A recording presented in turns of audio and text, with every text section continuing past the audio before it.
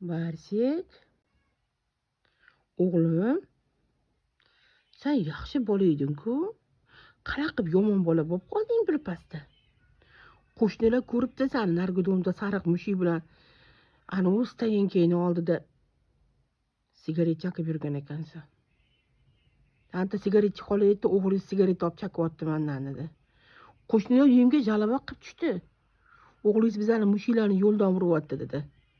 Hammaga sigaret olib beraman, mehmon qilaman debsan-ku. Sen shunaqa sigaret chakyapsanmi o'zi? Ha?